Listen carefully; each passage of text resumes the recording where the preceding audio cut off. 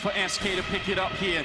Trying to walk through the smoke, but it's just not going to happen. SK Gaming, second major championship in a row. They are your winners. Despite Fnatic's best efforts, it goes the distance. It goes all 3 maps, and we have our champions, the best team in the world, Ninjas in Pajamas. Red touching the box. Are they going to peek? Holding it now, and there is it. It's just out of Flamey. It's not going to happen. Astralis have won the face at London Main. There's no time. He just has to watch that clock tick down. This is it. Na'Vi have taken the major. So Luminosity go through, where they will take on 2019 Team Liquid. So in the quarters. So we'll be having a talk about that. But let's do our last round of 16 now. Our last round of 16. So guys, this is 2017 Astralis. And just to be clear to everybody, that's the version of Astralis that won the E-League Major in the Fox Theatre in Atlanta. The one that had Kjaerbye. Obviously, Kjaerbye was the MVP there, and has just announced he's joined Endpoint. So a lot can change, can't it? Time's weird like that. But anyway, and they're going to be taking on 2021 Na'Vi, the team that, due to cruel fate, was sort of denied their era, but the team that obviously was very, very dominant and clearly the #1 team in the world in, you know, the present day up until recent events. Anyway, could there be a more fitting piece of news as well? Kjaerbye has reached the end point of his professional career. I bet he fucking has. Yeah, listen, it's wrapping after this because it's over. Like, we're not doing a comeback, are we? Fucking what? I know. Look, obviously, lots to talk about, but let's start by talking about this 2017 Astralis. Obviously, Astralis are on this list twice, essentially, two slightly different lineups, but the core of the Astralis identity was here at this point. Obviously, what had happened was the removal of Karrigan and the introduction of Glaive had occurred. Karrigan had kind of like lost the dressing room, if you want to put it that way, and they were kind of perennial runners up back at that time. You know, quarterfinals, semifinals, never seemed to make it to the big games. And so Glaive was brought in, you know, formerly of Copenhagen Wolves. All the players liked him, liked his philosophy. And then obviously on top of that, you've got Zonic. You know, he takes a more formative role at this kind of time. He was obviously involved back in the day, but he's there, and Cajun goes out, and Kjaerbye comes in. So that's the Astralis team, and it was, you know, it was pretty much right from the start. The annoying thing was, if you were a Karrigan fan, like kind of I was, the annoying thing was it sort of did click almost immediately. They looked completely justified in making the moves they made, right? Oh, for sure. I mean, if people don't realise, yeah, unfortunately, the problem was the Karrigan team had never gotten fully over the hump. Like, they were the team, if people don't remember. They would beat all the same teams, but just not in the 250k/major tournament. They'd beat you at the smaller land for 100k. And it's like you get the status that, like, you might be capable of being the best, but you're not the best. You become the best by winning all the big trophies, everyone knows. So if people don't know, there's an interesting side detail to this team, which is the core of this squad, even before they had Karrigan. Remember, they had Fetish initially, then they had Karrigan, then later they had Glaive. I heard even before they got Karrigan, because that was even if people don't know where they rolled the dice. Like, he wasn't an IGL, he wasn't some guy with tenure, he was changing his role. It was the same story I heard with them bringing Glaive in. I heard actually, like, before Karrigan, it could have been Glaive they brought into the team back then as well. Like, basically, the premise was everyone knew, like, this guy has an aptitude for tactical Counter-Strike, and he clearly, obviously, was brilliant in his own day years and years earlier. So at some point, basically, as long as his head was in the right place and he was like available in the scene, he was going to get tried out eventually. They were going to, like, essentially, like, once you can't go with the people you've got, it was a limited supply of people. Like the MSLs of the world, they didn't have the status to get the call up here. Like, you gamble with the other guy because you're gambling. I'd give the analogy would be like the way NA has repeatedly gambled on Stanislaw. There's a reason you do it, is because the heights, no one sort of reached those. So Even if you know it's going to be an issue, you gamble on it initially. So when they brought him in, I thought, yeah, I agree with you. The team clicked immediately. Like, if people forget, their first LAN was that Pro League where they made the semis and they only lost. It was SK, who was mega at the time. Then after that, they had E-League where they just stopped that amazing train record we were talking about, like 17 in a row. They just straight up beat them on like one of their best maps in the entire world. Beat SK there, obviously. But if you notice, went to the finals and lost to Optic. So the key thing for me is what's great is this team, it's a perfect middle point between the dominant Astralis that's probably number one on the list for everyone of 2018 that wins everything, and the old Karrigan ones. It has a bit of both. Like sometimes it does come through and it'll win the major, but it could have won 2 majors and blew the other one with Gambit. Also, yeah, they can win tournaments like Katowice where there's other great teams, but they can also lose to Optic in the E-League finals. Like this one was a way more like they could still choke a bit. They still had sometimes in hard games, they lost a lot of them, but they also would have the games, unlike the past times, where they could either front run or they could sometimes break through. So I also thought this was like a very narratively sort of pleasing middle point between those two different types of teams and eras. Yeah, it was interesting because obviously I knew Glaive, I've known Lucas a long time, and just from Danish CS, and he was a real surprising pick for me, a real surprising candidate. And I've told this story a few times, but since this is Time Travel LAN and this will serve as evergreen historical content, I'll repeat it. He used to be a bit of a party boy, used to like not really give much of a fuck around it. He liked playing with his friends.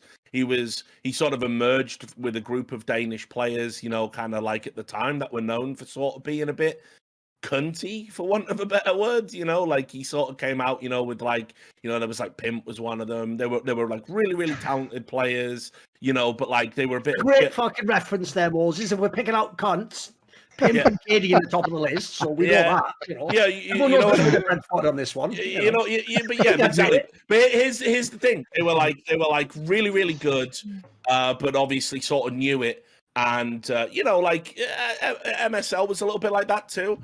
There was this group of Danish players that were like really good, but they had like little personality archetypes that were going to hold them back from getting to the top. And probably if you were to ask them, like secretly, they were super happy with like second place, like the Western Wolves lineups and stuff like that. It was, they didn't take it too seriously. Incredibly, considering how many champions it's produced, Danish CS really was about like, don't try too hard. Like, have fun, enjoy your Counter-Strike, enjoy going to tournaments, enjoy traveling the world, make sure you get a few drinks while you're there and all that. It was like, it was still very focused in the community LAN centers that it had emerged from. And these guys were like stalwarts of that scene. They were legends. So anyway, so when they said they were going to bring in Lucas, I was like, are you for real? Like, I'd just been out drinking with that motherfucker not that long ago. Like, he was still pretty wild. So it didn't make a lot of sense. And what had happened was he had, this was obviously like after the Copenhagen Wolves incident, where he demanded that his girlfriend was allowed on stage in place of a manager, in place of a coach, in place of another player's girlfriend who was also asking for his girlfriend to be on stage. Glaive basically refused to play and delayed an entire tournament by demanding his girlfriend was stood behind him on the stage. The most insane diva-esque behavior I've heard outside of a talent green room. Yeah. So I've heard no girlfriend of a Danish player ever fucked up their career severely ever again, though, luckily. So they learned their lesson and move on. No, actually, I've got a serious point I'd ask about, though. One aspect no one ever bothers bringing up, by the way, and this is relevant to the Glaive discussion, is I actually think the most underrated part of Glaive's tenure in the two different Astralis lineups is everyone never gives credit to Zonic for how I actually think he actually sort of covered up some of Glaive's, like, essentially flaws as a leader, because as a tactician, like I say, you would give you a chance that he had the skills. But what people won't remember is that it's like he didn't have the rep, like he's like the perfect leader or something. Like, I sometimes wonder, like, it felt like Zonic maybe controlled that element of the team, He got in, basically, in my understanding, like Dupree and Device knew him from this scene I'm talking about, and those guys had gone into a more professional mindset, which was why that duo was so good. And obviously they were bros, and they essentially vouched for him. They were like, "This, trust me, like,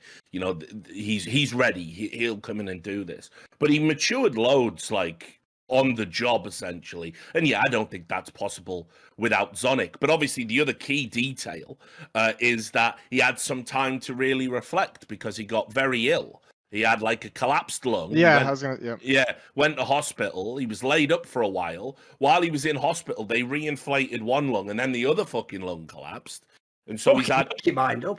Yeah, exactly. Yeah, right. So you know what I mean. I So wouldn't be great doctor. I'll tell you that right now, boss. so this poor motherfucker's like, like this is obviously serious shit. You've got a long-term hospital stay. It's never pleasant to have breathing, problems and all that. You're on machines, and so he's had fucking this opportunity to sort of stare into the abyss, and sometimes that's what it takes to get your ass in gear.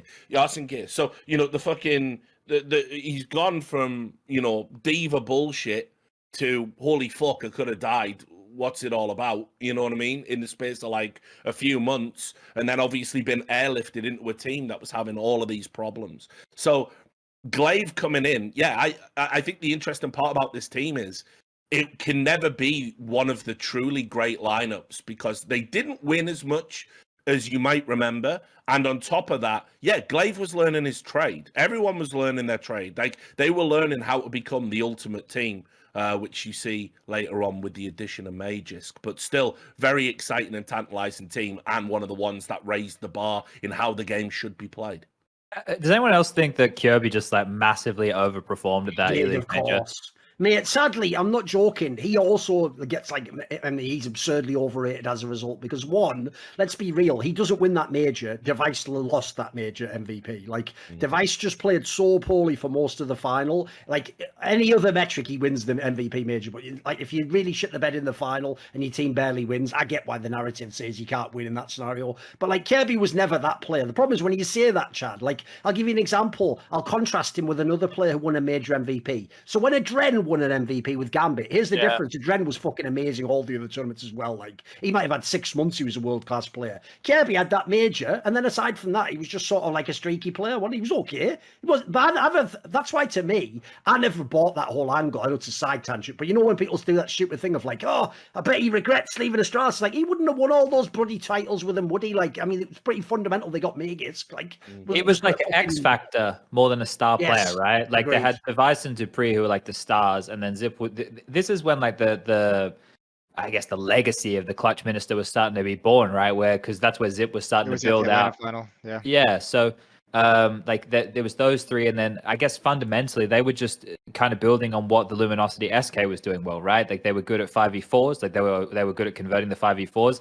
They were starting with the util. They weren't I was just having a look at it. The util between them in 2019 and the util between them in 2017, for example, on land 2019 top 30.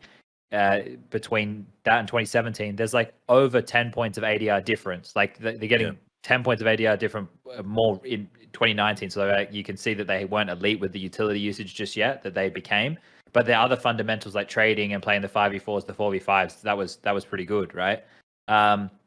But yeah, I guess it was for Device and Dupree to produce, Zip to come in clutch when they needed them, Glaive to call some good, solid, fundamental Counter-Strike, and then that's why I labeled Kirby as an X factor, because if he did pop off, it gave them a different layer, which it did during that major. But otherwise, you look at it, what else here do you have too much to write home about, right? A bunch of seconds.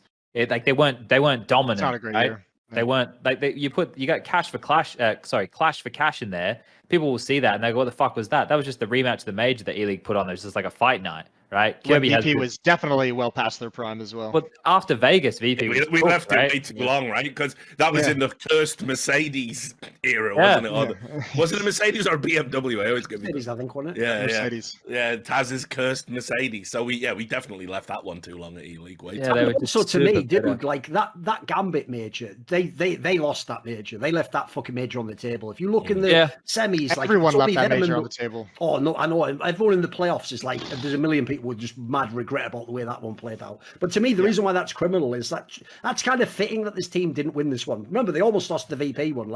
I don't think this team deserved to have 2 majors. That's the problem. That's slightly above their level. They did lose a lot of close games. It's hard to even make a great argument that they would win that Atlanta major if they played it over. I mean, when you even think about the overpass, Xyp9x had to win that 1v3 clutch with 1 HP, or else VP takes overpass as well, and it's just a 2-0.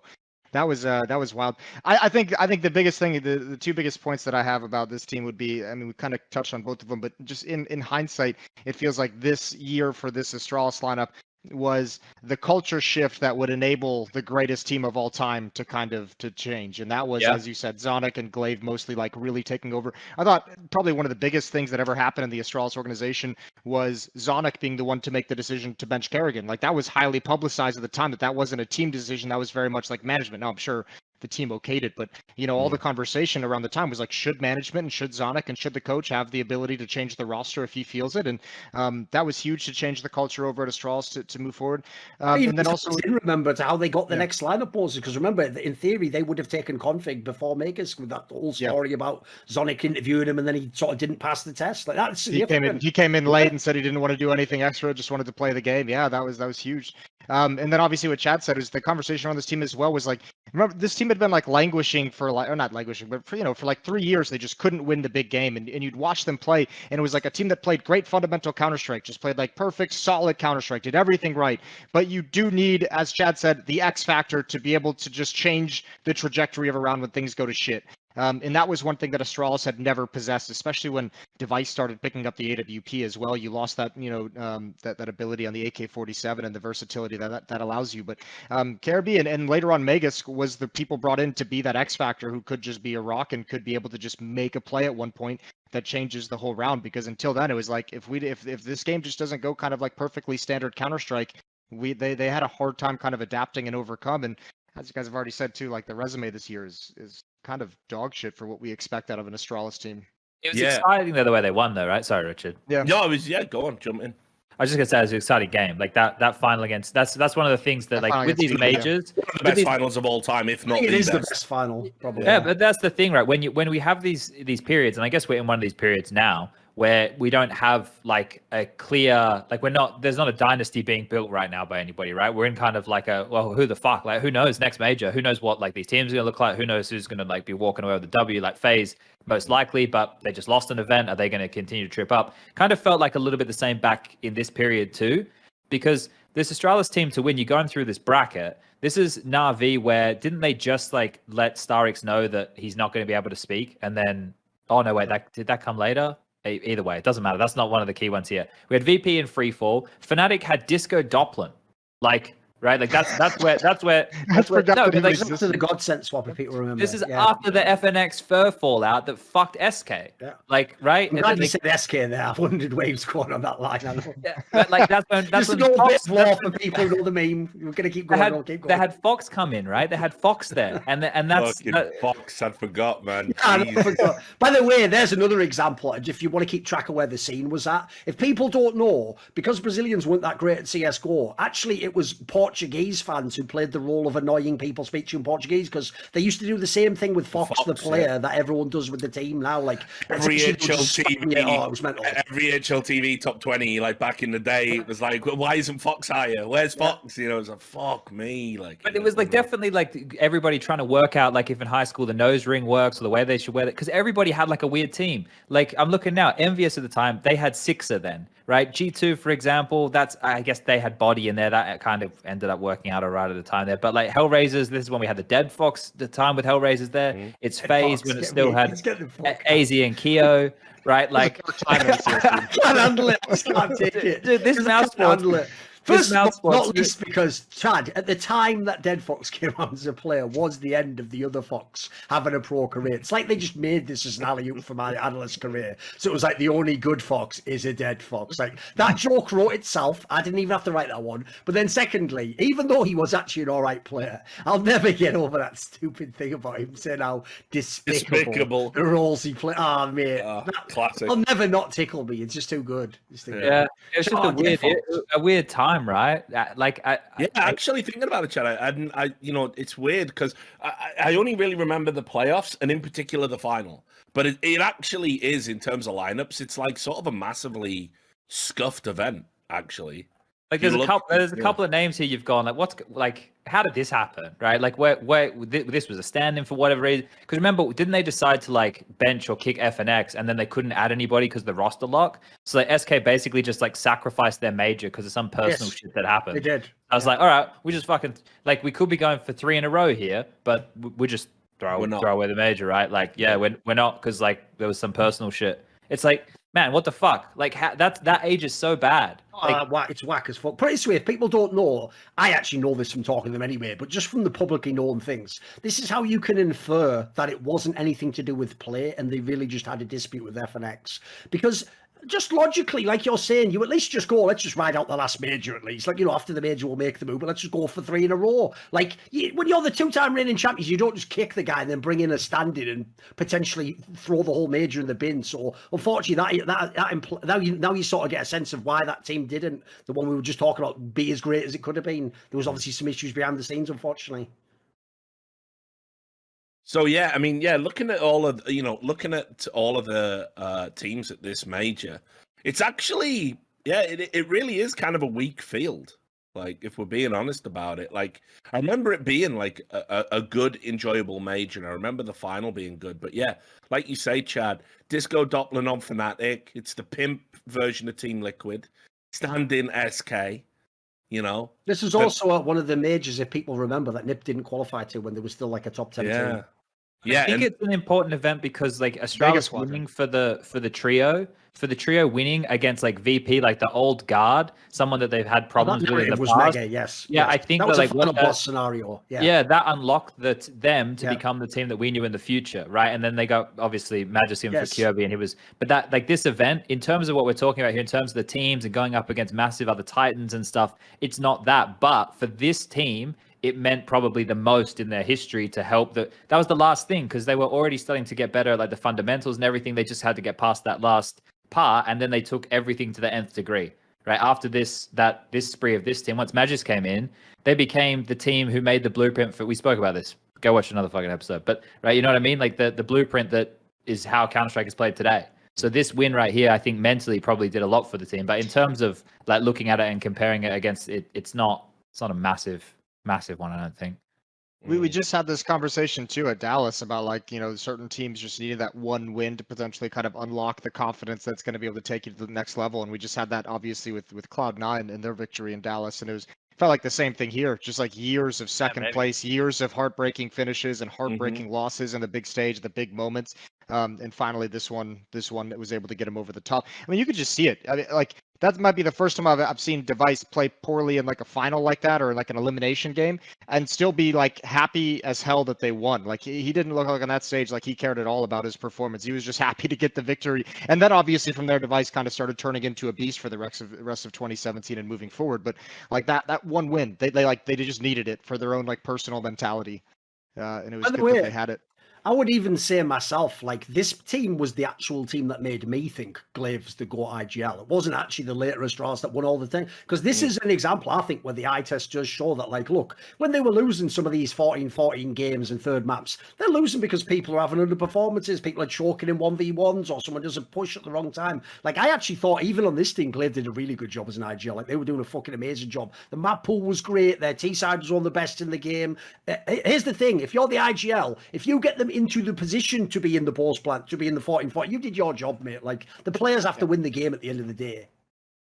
Yeah, I mean, you know, look, I think all told, what this team essentially is, it's like it's like the chapter 1 in like a very long, detailed story with a really interesting protagonist that like levels up throughout until, you know, reaching their final form and, you know, killing the villain in at the end. Because like, yeah, looking at just what they won this year, it's like pretty, well, you know, in the totality of this kind of lineup, it's pretty slim pickings. Yeah. You know, ECS Europe, runners up at the Elite Season 2, where you had that insane story about Optic winning it when it felt like it should have been Astralis's.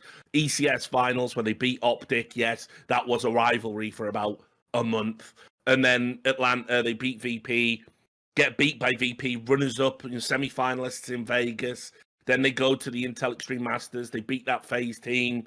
to win. But then it's runner-up at Star Ladder, semi-finals in Sydney, semi-finals at ECS Europe again. They win the Clash for Cash, fair enough. Semi-finals again at ECS, knocked out by Gambit in the semi-finals at Krakow. And then after that, they're kind of off a cliff, and you sense that the roster move was palpable. There was something coming. So yeah, it's kind of interesting because when this list was put together, I was like, oh, it's kind of conceivable that you could have two Astralises go through like that round of 8. Who knows how far they could go? But actually, when you look at it historically, this was very much an undercooked team. They weren't ready for true greatness. It's like if you look at most of the times they were in like a winning position, they actually lost most of them. I do want to, because I think I want to talk about, like, for example, because I remember breaking it down a million times because it was just, I just loved it. Like, one of the key cool strats I remember them having was like this overpass B execute that they had clearly like rinsed and repeated, and they used it a lot, and they just had different variations of it where just like a simple heaven smoke, but they'd throw like a smoke that would kind of obscure vision just near the sandbags at B. They would use double mollies to molly Graffiti and CT, so you couldn't face from there, and they'd peel around the pit and have good flashes from Zip, from Monster. Like, they had some really nice strategies like that. I just remember like being on analyst desk, breaking them down a lot and really liking those. And those details, I guess, is what went on to be amplified and a bigger library made, and those concepts they just built on, and then that became the like crazy Astralis with Magis, right? So you could already see back then that direction they were already headed with those kind of, I don't like, it wasn't like meta breaking, but they were kind of like defining the way that these executes were at the time. And also, I mean, go on. No, I don't really have anything crazy. Well, I was just gonna say, like, this was also like towards the end of the year. This is where we also started seeing some of those like roster problems happen in the last like 4 events of the year, because I think that was when Device hopped out for whatever health issues that he said he didn't. They brought in Dennis for Blast Copenhagen, which was the first Blast event, and then I think even Rubino stood in for him for like the last 2 events of the year as well. So I mean, they were already kind of, I mean, I don't know, I don't want to make assumptions on what was going on, but I mean, obviously health issues is one thing, but then bringing in Rubino as well, like you could tell like something in that team wasn't quite right. I also just think as well, in this like historical time period, you always hear like, changing of the guard or like shifts and stuff. Actually, this was the historical period where we were finally laying to rest some of the legends and some of the like legacy 1.6 players. Like, around this time, it's the last run of Virtus Pro. You've got the Na'Vi with Edward in there, and obviously at this time Zeus and Adran are playing in Gambit. Blade was still playing Markelov at Flipside. Yep. Like there was a lot of like world edit dinosaurs. This was the end of the SK team being truly world class number 1 contender type squad. Yeah. So it was like a really weird period of time, and the fact that Astralis weren't able to kind of emerge and dominate like they would later go on to do, kind of tells its own story in a way about how how this team isn't perhaps as great as many people remember it. So with that said, their opponents, 2021 Na'Vi. Obviously, it's all fresh in our memory because it is recent history. We made sure they were added to this list. Let's just talk about that edition. I mean, obviously on a piece of content that like it's meant to be nostalgia and rose tinted glasses. Were we a bit premature in including these guys? Look, Ed, if you can win a major without dropping a map, you're probably already like starting to get in this convo. They did win all those lands in a row. Like, I think the problem is just the resume alone and some of the trivia. I think automatically, like, you have to at least consider them for a list like this. I agree. Sure. Look, now that we know they don't win any tournaments this year, and they didn't sadly win this last major, they're not certainly going to go high on the list. I think they can maybe just be on the list, but just one of the also rans probably. I think when you consider like the accolades that we're talking about here, like Bit being the best rookie ever, right? Well, the most accomplished rookie ever. And then you have Simple, who still was the best player in the world during all of this, and then the right-hand man of Electronic there, right? You have Bit with those level performances, Perfecto starting to really refine a name for himself, kind of taking that title of, I guess, being the best in the clutch from Zip, right? That was kind of the handing over. Zip obviously hadn't been on that form for a while, but we didn't have anybody who stood out consistently like a Perfecto, right? So And they also, we also probably should like include Blade in this conversation, where finally he had all the pieces he was looking for. He didn't have an inconsistent Flamey, right? They were able to build the system, and we were talking about the team where they take a timeout. Blade would say something, and then they come out and they win the next round, right? That's eye test. We'd obviously need to check it, but it felt more often than not, right? That was the case in that regard. Obviously, they were the God tier on Nuke, and the other best, not the best team of all time was God tier on Nuke, for example. They had a pretty well-rounded map pool. They had players to step up and go clutch when they needed it, right? I think the inconsistency for them, because obviously we had the conversation about these guys, about the T sides being no good, and then they obviously put a lot of work into that and started having some really solid T sides. We also have to consider the meta it was in. This Silent Stem 4 meta, where they've been doing a lot of their work here. But I think like the fact that Duncan already mentioned this, they won a major without dropping a map, that puts them in the conversation anyway, right? Like that was during I don't know, like I guess we should look at that major and say how strong are we expecting everybody to be at that point too, like the same kind of comparison. But like I think Bit Electronic Simple alone, it's a mega strong team. Yeah, I would even add Perfecto in there, because I think he had a great 2021 as well. Like the kind of young guns that Navi and Trusted really stepped up last year. But I think probably the best thing you can have to support them is, in 2021, remember too, like over half the year was played online, and for it to come back to LAN after that kind of an era, Navi just rattled off 4 straight wins to close out the year on LAN. That was like very much like the daddy's home, like, fuck your online era. We're going to win everything after this. And they were dominant. And I think, you have to show, Blade with the tactics. I think one of the things this kind of era of winning those lands showed me too was that Simple had fully accepted the responsibility of being a leader of this team, because you could see it on camera nowadays when for all of his issues in the past with his emotions and anger and sometimes getting really frustrated in the games, for me when I was watching him on camera, during stressful moments, losing a clutch or just botching around entirely, you see him calmly talking to people on the cams, to his teammates, and getting them to settle down. And I think for me that was a huge sign of just where his career has gone and the maturity that he's displayed, on top of being the best player in the world. So I think this kind of end of 2021 for Navi, there was no one even close to touching them. Once Lands came back, it was there's nobody here to really challenge this Navi team.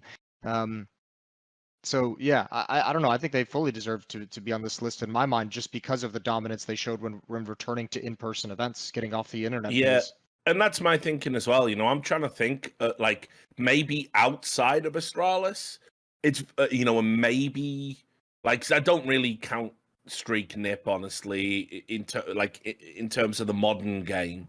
They're in their own group, yeah. Yeah, exactly. When I think about the number one team and what an era is and how dominant they are within it, think about some of the teams we've talked about in the round of 16, where it's they won some big tournaments, but over the course of the year, there's even 5th to 8th in there and not a lot of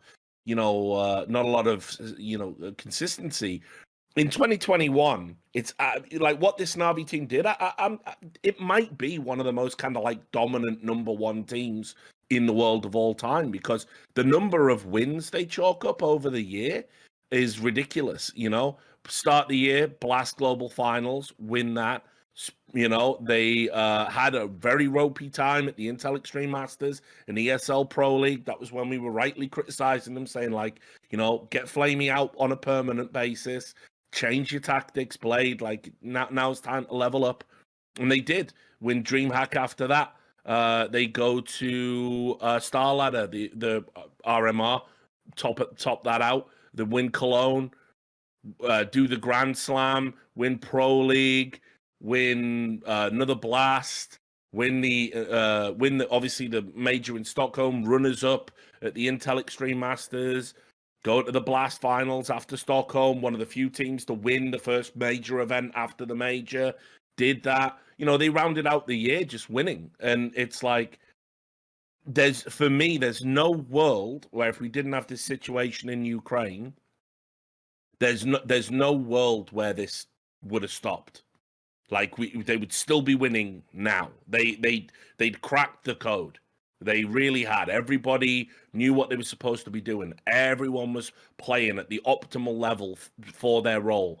Blade had a level of tactical understanding and how to use the pieces in the team that few coaches will ever get. I mean, you think about the truly great coaches we're talking about. There's only a handful. Well, if this had continued, Blade would have been in GOAT status for the coaching role. So yeah, I think this team it definitely deserves to be here, and what they could have gone on to achieve might have been unprecedented. I think they really had that potential. I think this will be one of the cool Counter-Strike conversations. This team, looking back 2-3 years down the road, because this is almost when you consider it. It's almost like you have to give it the designation of an era and just call it the era that never was, or the era that never happened. When you consider they won Katowice right when COVID hit, we went online. They never even got a chance to build upon that. They come back. They have this online era that they're kind of struggling through, replacing Flamey, come back to LAN, dominate everything, and you're gonna oh, okay, cool. Now they just get to jumpstart this attempt at making an era, and then obviously the war begins. It would have been so awesome to see this Na'Vi team hitting their stride to start 2022 and having this grinding battle with this FaZe roster that's been put together that has dominated the first half of 2022 as well. And it's always just going to be the what could have been, to just get kneecap before being able to make a bid for an era due to a global pandemic, and then also get kneecapped to starting an era just due to a global conflict and global war. It's what a crazy external elements to just stop a team dead in its tracks. And I feel for them to a certain degree, but I think certainly this team had it all. They have the tactics. They obviously have the best player in the world. They have a right-hand man back on LAN performing at an incredible level. They have one of the craziest rookie years out of a player that we've seen. So I mean, they had all these great elements, and then you add on that coach of the year, phenomenal tactics, great leadership figure, great emotional standing within the team, and it's I don't know. It's hard not to talk about it and say it's a shame that it couldn't continue longer. The thing for me that shows how mega this team is that even though they're not going to be that high on this list, understandably, and yes, they obviously it's debatable, they even had the era, blah, blah, blah. But if you want to go with the discussion, which is obviously a classic all-time metric, which is best peak team, if you take this team at their absolute best, just drop them in, they would be top 5 all-time, maybe the top 3 even. I actually think the eye test for this team, listen, you can make all the comments you want about the rest of the scene. Of course, we had the online period, we had experienced LAN players, that's all true, but just what you saw with your eyes that they could do on LAN was fucking unbelievable.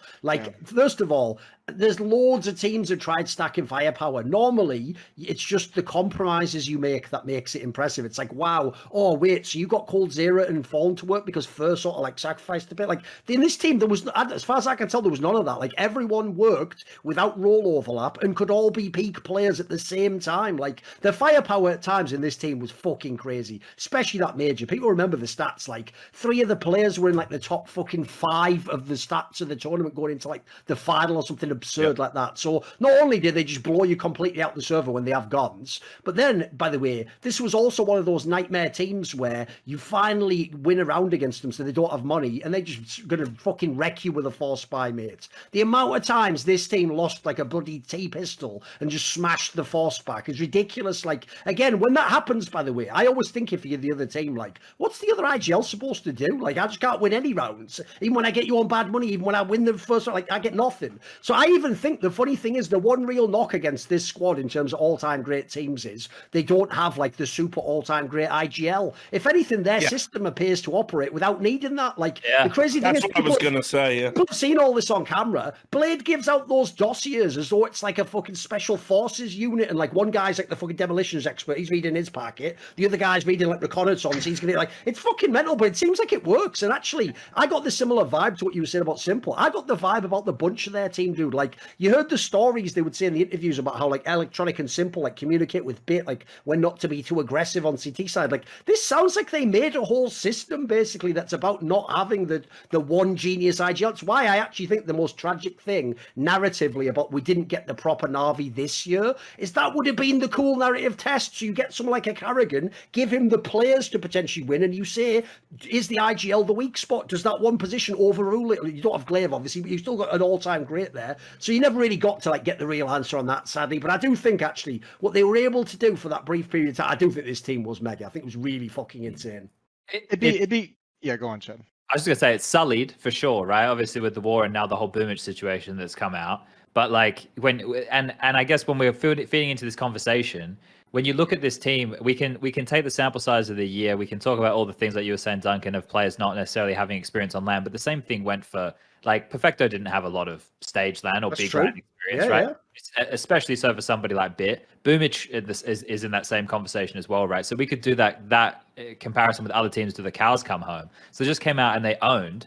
Like they were the best team out the gates. Just okay, we're back on LAN. All right, we're the best, right? Like and they geared up. They timed it perfectly. Just as everything was starting to go back, they were starting to take over control. But I think this thing with Boomich is maybe it ages well, right? Because this is the most recent team we have on the list. It makes the most sense, obviously, in that regard. But if you were going to take any player out of that team, and it builds on what you were just saying, Duncan, it would have been Boomich. And if I could put anybody out there who's going to produce a little bit more in terms of their impact rating, like that's it. If we can still do the same strats, if Blade can still write all this everything, if somebody can contribute in the mid round, this team, like, it still has the 4 players which were just fucking sick. Maybe Boomich getting replaced by somebody is the same thing as what happened with when Kirby, decided to go to North to be the star, and Mad just came in. Astralis was sick, like, because this is another unforced situation from the team, right? Like outside impact influence why Boomich was removed, right? So Kirby, he chose to leave Astralis, right? But my read on that, Chad, and tell me what you think is, though, unfortunately, all roads seem to lead to Electronic being the IGL now. Well, at the major, the rumor was that Electronic was gone, right? And that Boomich was going to stay. And then that as soon as the major was over, it just like immediately shifted. And like, it's like, how the fuck did this happen? Because like, obviously we know all the bullshit that was happening before the major and everything like that, with the social media accounts of wives and partners and all of this bullshit. And then like that, the tension that creates within the team. And you think, okay, well, Boomich looks like he's settled his shit. The rumor was Electronic was gone. And then now it's Boomich. Like, I don't know. I think this is going to work out better for them. Maybe not within the next 3 months, but I reckon. The other aspect to it, Chad, is that I get a genuine vibe that the players are sad that Boomich is, really kind of cast out. Yeah, like if you watch this stream, it's a very popular teammate for everything out here. Yeah, I mean, as far as I can tell, like, there's clips of Simple going around and saying, like, we warned him not to get involved and we knew it was going to end badly. And he says a lot funnier than that, though. Definitely watch the video if you get a chance. I watched it. I've seen it. It's one of those as well, doesn't it? It's one of those ones you watch when you're pre-drinking, put it out with. Yeah. And then the other one is, Bit pretty much echoed the same thing. I mean, it's kind of sad in a way to think that Bit at 19 has his head together more than someone a little bit older. But the bottom line is, like, as much as they're disappointed with what happened and what Boomich's wife was saying, they're just sad to see Boomich out of the team. It seems to me that a lot of our reads are he was never a true leader in the sense that he was like an authoritarian tactical mastermind like Zeus was or something. But actually what he was just genuinely likable and seemed to be good at not getting into conflict, which sometimes is all you need, especially if you've got a coach like Blade behind you. As long as he can be a calm, level-headed communicator and keep morale up, that's all you need in a lineup like Na'Vi. So I don't know, Chad. My feelings are wherever they end up, whichever player comes in, however, whether it's going to be a buster or whatever. I think the team will take a massive step backwards, and it's going to take them a long, long time, if ever, to get back to what this lineup achieved and how good they looked.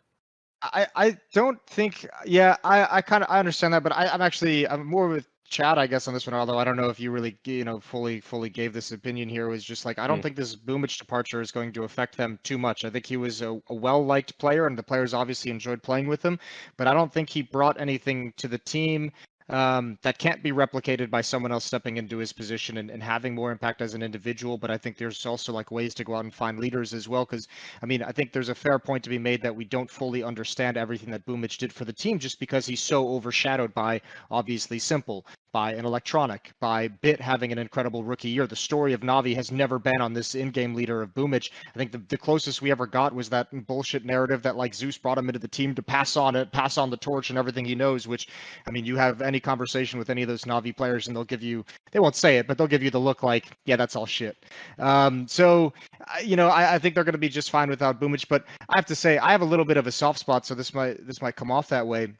And touching on the electronic situation, and Duncan, you mentioned players coming in and like having to stack talent and not having to give up any of your position or any of your roles. That worked, but remember, like electronic was super vocal about saying like, you know, these next like 2 years for me or next year for me is going to be me stepping back and giving over more of those star player roles to the teams. And I don't know if that happened overnight. I don't think it happened in the moment he gave the interview, but I have like a very soft spot for players who are star players, who are as good as electronic, and just being willing to kind of sacrifice some of their own games because maybe they're just better at adapting. Maybe they can adapt their own game better to find impact in a different scenario. And if it's true that electronic kind of turns out to be the next in-game leader and he's able to be good at that while still performing decently at an individual level, like, what a fucking player to have. And this is where, like, we can talk all you want about star players and everything like that, but the players who sacrifice a lot and are able to find ways to have that impact are so critical to a team, because this is what lets you adapt between meta shifts and adapt between shifts of how the game is played. And it's one reason why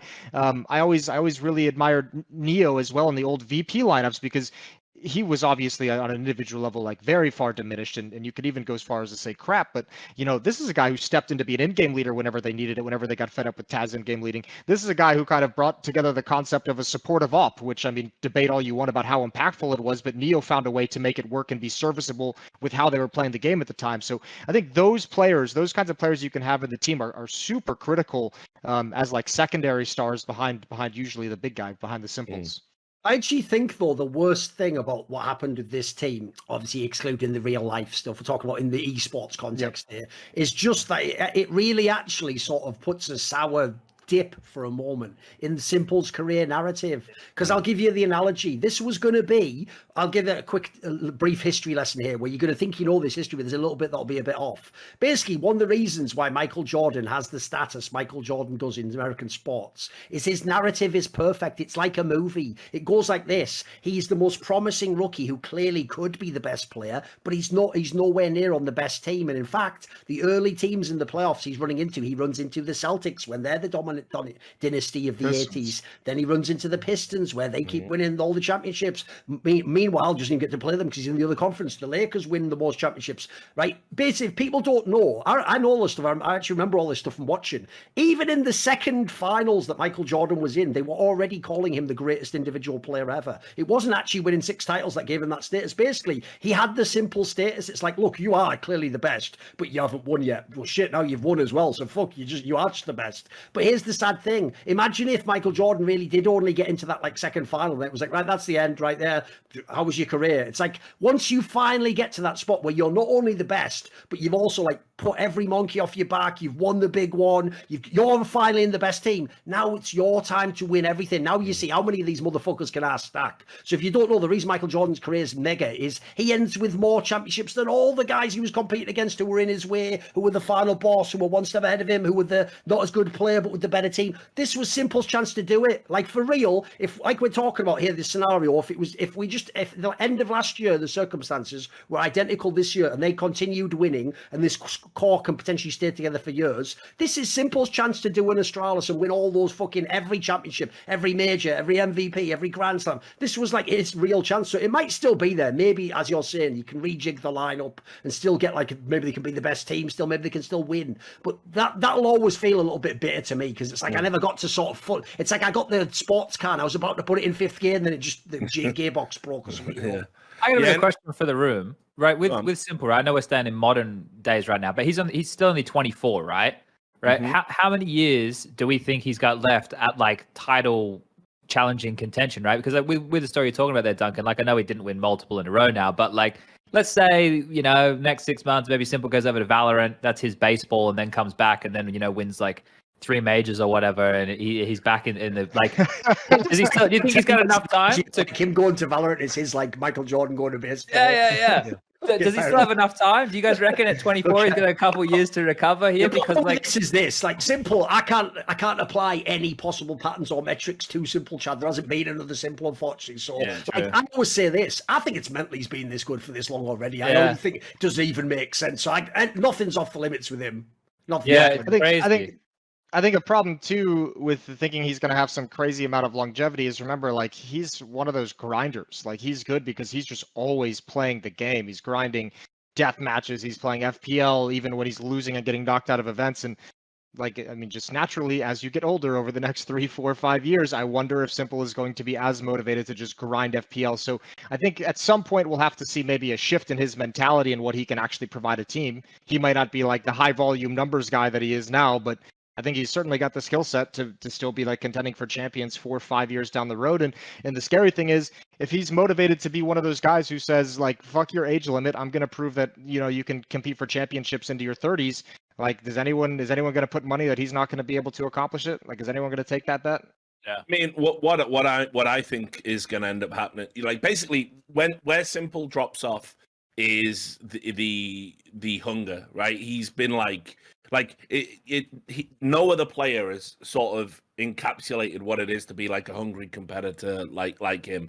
You know, I know we said it about the Brazilian guys. I think listen, this is where I get my death threats again. I think as soon as they got a taste of real success, real status, real money, they started to fall off. Like their heads got turned a little bit. Like I think that's real talk. I think that's something that if you were to chart it, like, you know, success to performance, that's when they start tipping over. Simple somehow has managed to remain level-headed for as long as he has, overcome multiple problems, finds himself in a situation where all of a sudden he's now a spokesperson for a country during a conflict. He's got people criticizing him for his pro-peace stance domestically. He's got all sorts coming at him. And it's blocked by esports itself, the living avatar. Indeed, which I'm sure he'll look back on as one of his darkest days. Defining moments. Yeah. Absolutely. Yeah. But you know, you think about how he's managed to maintain, you know, this level over all of this period of time.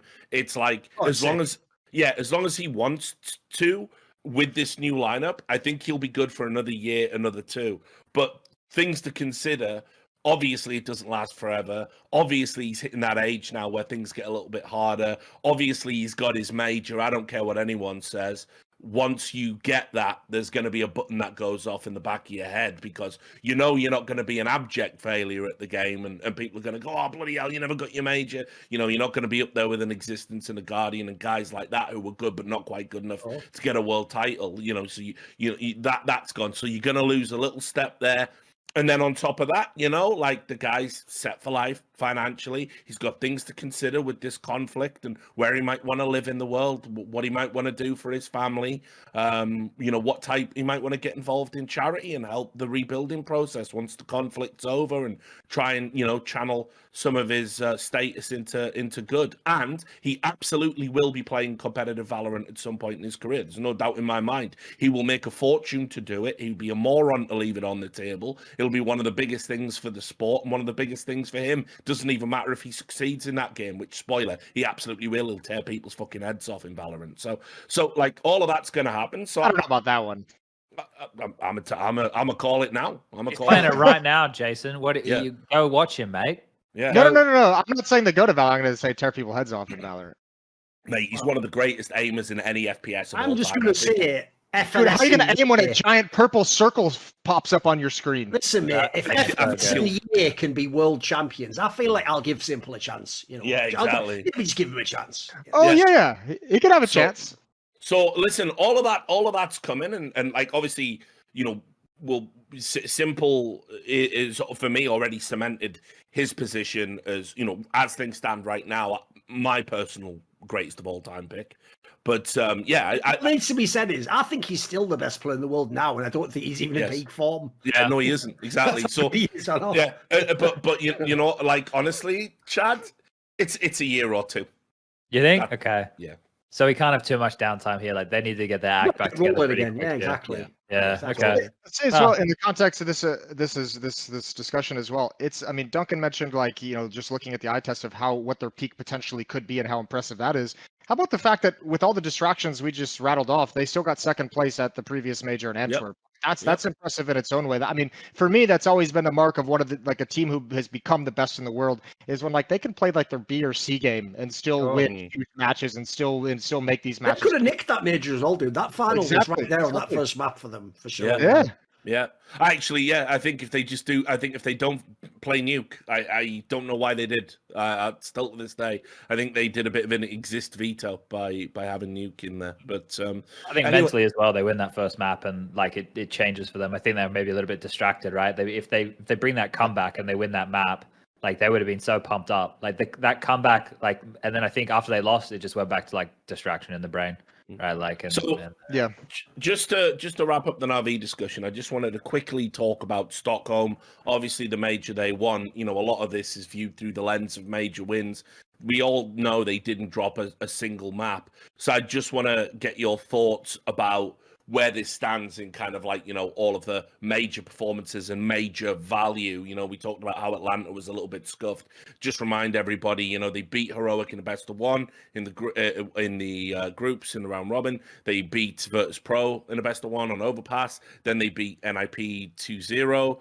And then as they went through the playoffs, let me just bring that up actually, so I've got that on another screen.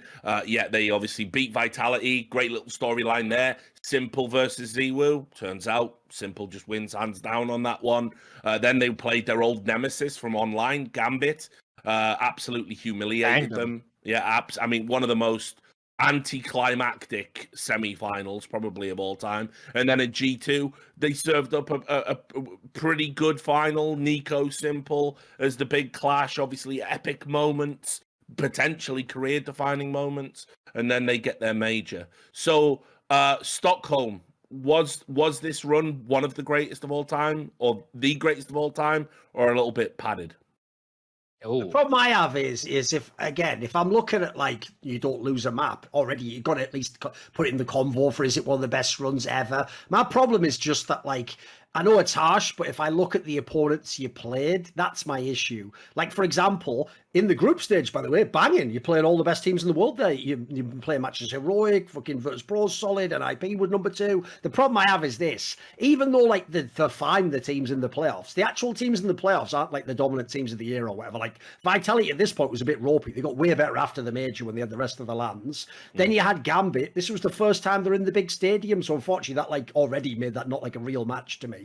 And then in the final, G2 overperformed in that whole bracket run. Like, they weren't really as good as they even looked in that final, in my opinion. Like, that got way closer than it had any business being. So, like, look, eye test wise, yeah, Na'Vi's amazing. They blew everyone out the water generally. Even when they had close games, they still won anyway. It didn't matter. They win the opponent's pick every time. That's all great. But I think if you look at the strength of the opponents, that's why I don't think it can be like the best major run ever. I think even like some of the, like, for example, like if we go back, maybe even like the SK one when they win at like Cologne or something like that. That was mega impressive, the teams they beat and stuff. So that's the problem. I don't know overall.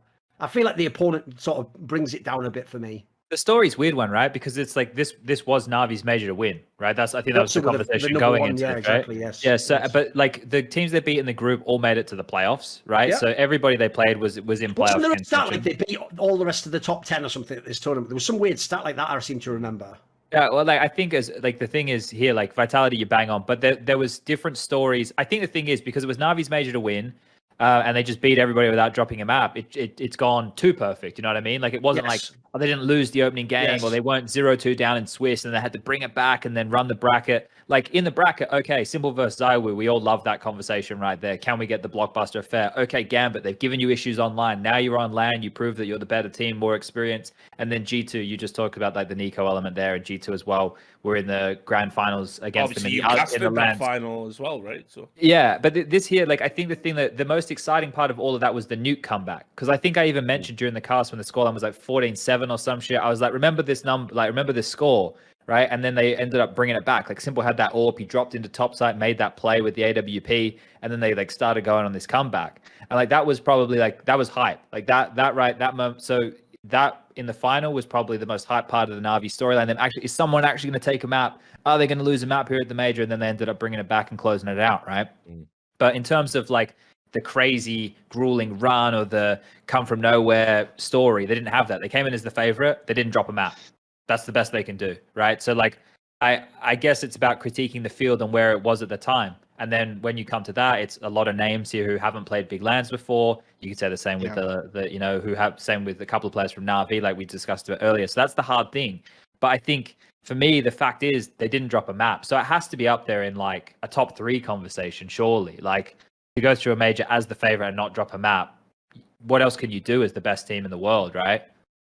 Also, I give him credit in that sense too, because a lot of like most of these wins were just so dominant that like even like even if you want to make the argument that they had some weaker opposition, it's like they handled business. Like they came in and looked like clinical and prepared, and like they weren't like really messing around with too many close losses or close games or anything like that. The Gambit series was incredible.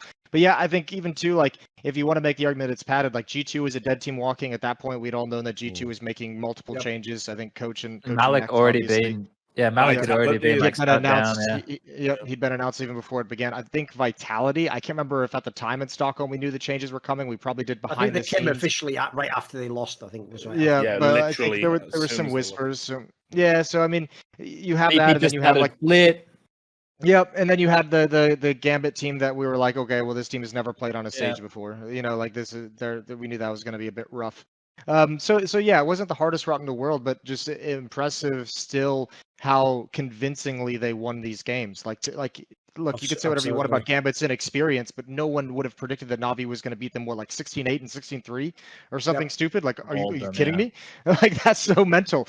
And I mean, I think the other thing that is a real testament to how well Na'Vi was playing coming into that too was it was Perfecto and Bit had incredible majors as well. Like it was like the entire people who were there like during the rise up throughout this year. Like Simple was obviously great, but to still have like Perfecto and Bit like performing at the level they did in Electronic, like this team just came into that event. Even if they dropped a map, like no one was going to mess with them at this event. No, that They was were winning destiny. this no That matter one. what. Yeah. Yes, absolutely. So, we've got to make a decision, guys. Who is going to win? Is it the 2016-2017 Astralis lineup, or is it 2021 Na'Vi? 21 Na'Vi for me, pretty clearly. I think. Like I think the Na'Vi were like maulers. Like they were dominant in their victories. They just like they had everything covered. Like they were the full package, right? Like what was this team lacking if not more events to play?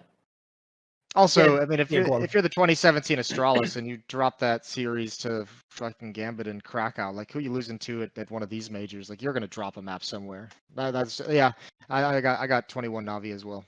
Yeah, the problem is this is one where, like, on paper, I actually think technically the Astralis one might even have the slight edge in terms of the resume. But I just think, like, if they actually did play it in any context, I think the Na'Vi one would win. I think even just if you add in some of the other things we talked about, like more impressive the way that they won, like the eye test checks out way more. Whereas, like, I'd say it's more like impressive tactics and you win a few close games if you're Astralis. So I would take, it's a rare one where I'll take like the underdog team. I'll take Na'Vi to win this one.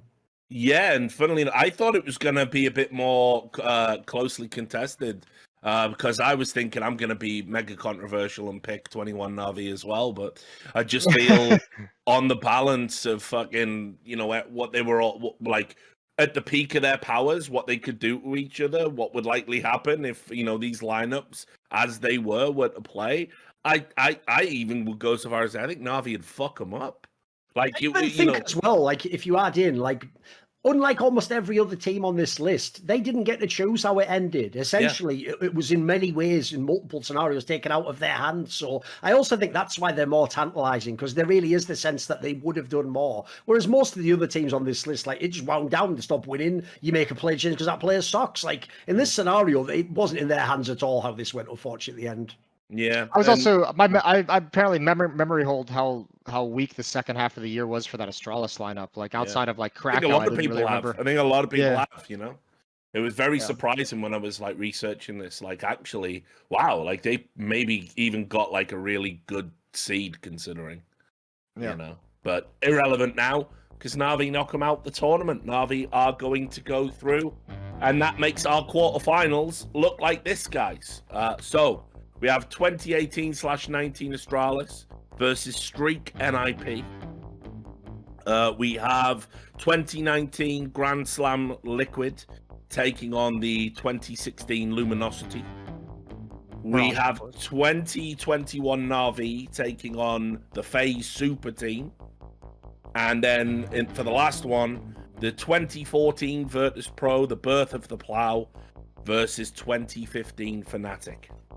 Ooh. Oh, by the way, that's already an amazing fucking match in That's real spicy. life. That one, yeah, Yeah. bloody Yeah, all-time so- great ones. That one will be good. So Are we gonna Hey- have like a WWE style entrance of 2022 phase into these playoffs, just battering down the wall? No, it was kind of interesting actually the timing as well, because we did a whole segment on like the episode about Carrigan and how he's the greatest IGL never to have won a major, and then of course obviously he did win the major, so it's time travel and is redundant in real Perfect. time. Yeah, perfect. But anyway, as always, guys, thanks a lot for your time. So yeah, we're up to the quarterfinal stage. We're going to continue through and give you our thoughts on who we think would win on Time Travel Land next time. Till then, take care.